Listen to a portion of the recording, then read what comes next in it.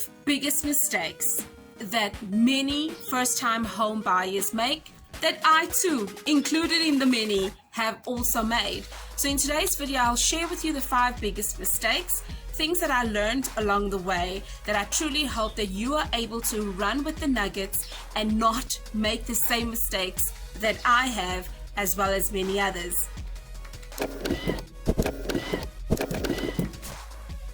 Welcome to my channel. My name is Genevieve Stafford Jack. You see, mistake number 1 was thinking the research that I did around property was sufficient. Look, I don't go into analysis paralysis, but I do believe that to a large degree that I make informed decisions. And so I researched what is the areas to buy in, what are the areas that 2-bed 1-bath, because classically that's what I was looking for. I was in my 20s and I had this grand dream of owning more than one particular property and eventually buying my primary residence. So I bought this 2-bed 1-bath, I stayed in it and later rented it out. But before I even get to that part, hear this. So I did the research to understand what happens in the area. You know, the amenities that usually are there is a hospital close by, the police station close by. Look, the police station was hot on my list. I grew up in a high density area. I was going to be staying in blocks of flats, but of course not on a massive scale as I grew up. So the police station was kind of hot on my list, where I had in my mind of what am I going to look for that is close to where I'm going to stay. In fact, I thought, well, it's close to the CBD because I worked in Johannesburg CBD at the time. So it stood to reason that I should at least look for a place that's between 10 and 15 kilometers away from work. And so I did all of that, but it really was a very selfish outlook, if I could call it that, right? Because I was just looking at what is good for me, not thinking, well, a little bit later, what would be good for tenants that I may have in my mind that would stay here. Because at this point it was still a dream, but I was willing to make the mistake of dreaming because, well, if it didn't work out, I still got an awesome 2-bed 1-bath close to work and all other places that ticked my boxes. So the first mistake was the insufficient research that I did, very, very limited to my thinking, and it possibly was all of 5 or 7 minutes. The one thing though that I did get right out of that mistake was location. I got the location ticked off really well. It was 3 kilometers away from Melville. Melville is a hub where there's lots of different nightlife, and if you enjoy pub hopping or nice restaurants, kind of hippie town restaurants, and a mixture of all sorts of stuff, I promise you Melville is the place. And I totally enjoyed Melville way back in my 20s, probably almost half my life ago. So we won't go there right with age. Now, mistake number 2 that I made. I eventually found this property on Property 24. I got excited. People that I knew stayed in the block. Those that I knew also stayed around the corner. So I kind of felt like there was a bit of a support system with people that I know around me. I then found this particular unit and I got in there and my excitement was through the roof because I saw the potential. You know, it wasn't as run down as the properties that I look at today, but it definitely had potential and I was cool with potential, right? And so the second mistake was the real estate agent said, there are so many people waiting in line to buy this property. You need to make up your mind very soon. Or words similar to that. Do you ever know those pressure type of words that people say that you think, oh my gosh, I don't want to lose this opportunity. And then you act from emotion instead of logic? Yep, I was that girl. I acted from emotion. And so I literally, when I walked in, I viewed the property and I barely had 24 hours to even think about it. And the next thing that I knew, I was going back to the property and signing an offer to purchase. Firstly, without reading it. Secondly, relying on the explanation of the next person. Now, I don't take away from the fact that a real estate agent knows what they know. But I do take away from the fact that now on this side of property, doing lots of property investing, that surely there should be a better explanation. But be that as it may, that was my second biggest mistake that I made as a first-time home buyer.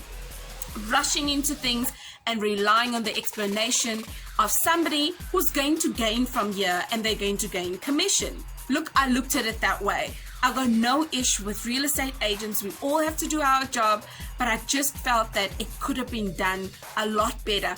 I could have paused. I could have said, I'm taking this offer to purchase home with me. I could have said, I'm taking ownership to read through this particular document and sign on the dotted line.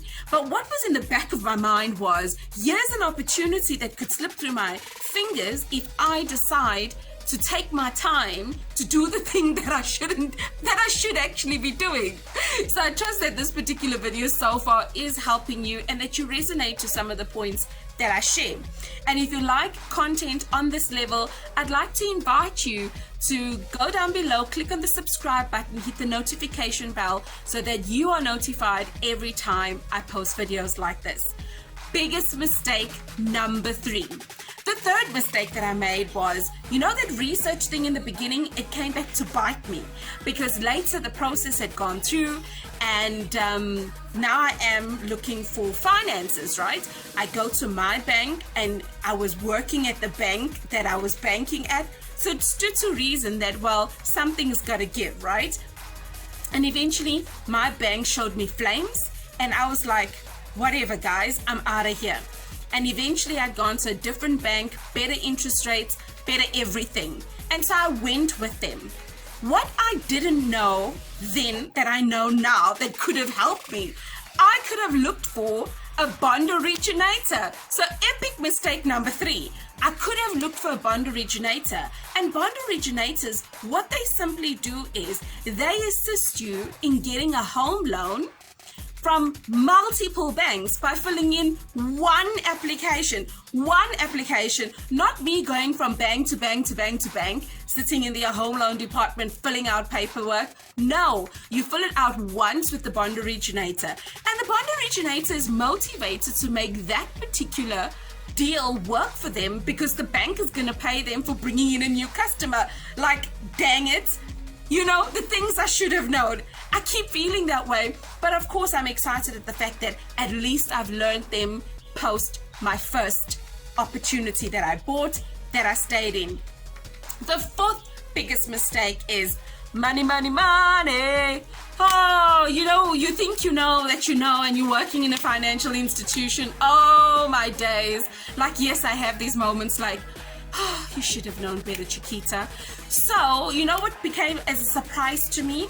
Something called transfer fees. Another thing called bond cost. I was like, what the heck? The what? I thought I'm just buying the property and I signed the offer to purchase. What do you mean? What are these other things for? Why is it necessary? Is it not part of the money that I'm already paying?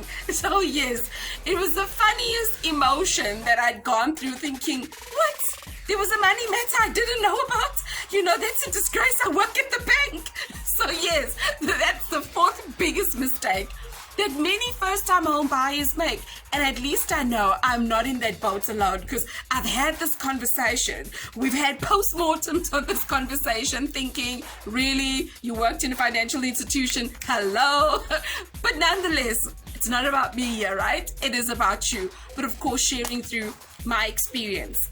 And so life had gone through, I had to come up with the extra finances that I didn't know.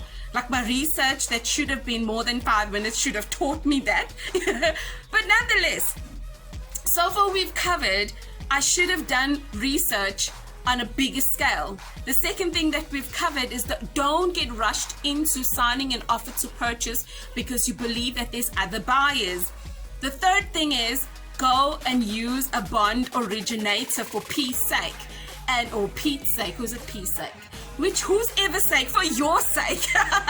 And the fourth thing, just understand all the different costs that are involved in the transaction, because sometimes we really think we know that we know. And you know what? In all fairness, I want to give us the heads up. We probably do, but we don't think there's more to it. So let's just sit back and take a humble step and think, what could I possibly not know? The fifth biggest mistake that first-time homeowners make: if you are living in a sectional title, a flat, a townhouse, right? Generally in the conversation you ask, how much is the levies? And the answer that comes your way is, say for example, 900 Rand. But what we don't ask for is the actual levies account. This levies account would be able to tell you it's not only the 900, but there's CSOS, there's your parking bay, there's your wara wara wara wara. And at the end of that 900, it's actually not the end of the cost that you are paying. You end up paying something like 1,500. And then you say to yourself, about that budget that I budgeted for. And here's the bonus tip. Oftentimes what I have found, just because I've walked into it as well and have had many conversations about it, when the bank says your affordability is 500,000, we go and we look for property of 500,000. Like, how crazy is that? We go and we max out this limit, not thinking about the just in case, not thinking about the interest rates and all of those things.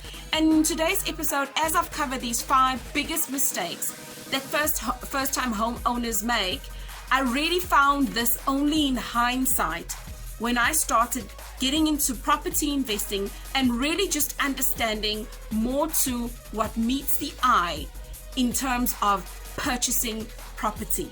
And if you are interested in property investing, because what I eventually did with that place was I rented it out 2 years later, and I got a rental income, so it became indirectly my first rental opportunity, okay? And it was a dream, and it was a dream that came true. I went to go and rent elsewhere, but then I got stuck in the process thinking, so now that I've got that first one, how do I get the second one again? So that's, what got my wheels spinning, because, growing up and being introduced to Monopoly, I was really into the 4 greenhouses, 1 red hotel. I was really into that sort of thinking, but I didn't know where that was possible. I didn't understand whether I was going to get the funds from it. I didn't understand jack about jack. But what I eventually found out a little bit later in my life is that, you know what? There's different strategies that I could have gotten involved in. There's more things that I could have actually gotten to know in property investing, especially as a first-time home buyer that has their eyes set on, one of these days, this particular property that I'm moving into, that I fix up and that I eventually rent out, will become my rental opportunity, my opportunity to make money from property. Because again, like I shared, I started this in my 20s, but I soon got stuck. And if you're one of those people that say, you know what, I'm interested in property investing, I would like to invite you to check out this playlist that I'm going to stick up here. And in this playlist, I cover so many different things, such as a video like this and many more things that really just share with you and teach you more about property investing. The other thing I've gone ahead and done is down in the description below, I've got a link to free training, 3 hours of free training all around property investing and what really goes into property investing. So I'd like to see, am I going to see you over in the free training, or am I going to see you up here in this playlist?